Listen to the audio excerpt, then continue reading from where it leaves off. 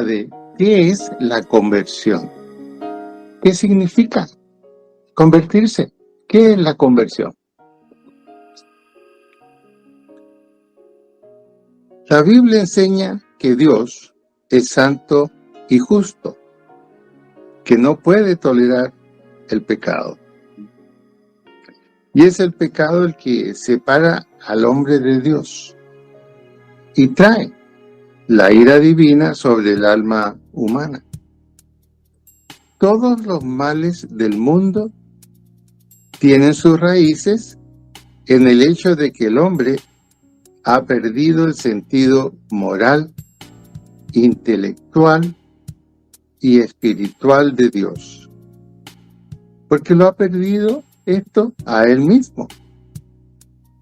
No va a hallar a Dios hasta que haya encontrado el camino para volver a Él.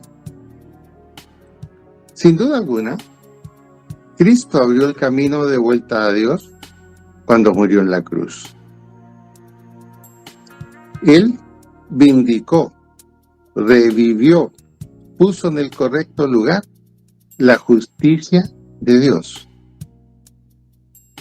Compró la redención del hombre mediante el derramamiento de su sangre, su muerte y su resurrección. Hacen un pacto nuevo y eterno entre Dios y el hombre. ¿Qué significa esto? Cuando miramos Génesis, nos damos cuenta que el hombre en ese momento y su mujer perdieron completamente el camino de vuelta a Dios. No obedecieron, no cumplieron con lo establecido, echaron a perder en cierto sentido todo lo que Dios había preparado para ellos y en vez de reconocer su falta, se disculparon. Tratan de dar explicaciones que no tienen ningún sentido. La única respuesta en ese momento que el hombre podía dar era: nos equivocamos, fallamos y no cumplimos con lo que conocíamos y que habíamos prometido cumplir. Por eso entonces Jesucristo abrió el camino de vuelta a Dios cuando murió en la cruz. Vindicó la justicia de Dios, compró la redención del hombre mediante el derramamiento de su sangre. Su muerte y su resurrección hacen un pacto nuevo y eterno entre Dios y el hombre.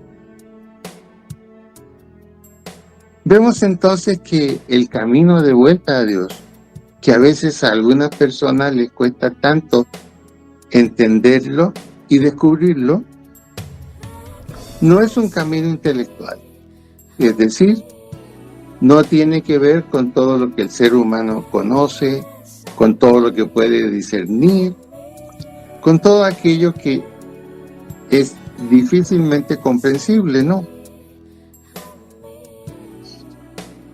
El camino de vuelta a Dios no es intelectual.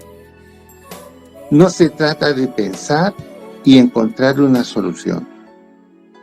No se puede volver a Dios con los pensamientos, pues los pensamientos humanos no coordinan con los pensamientos divinos.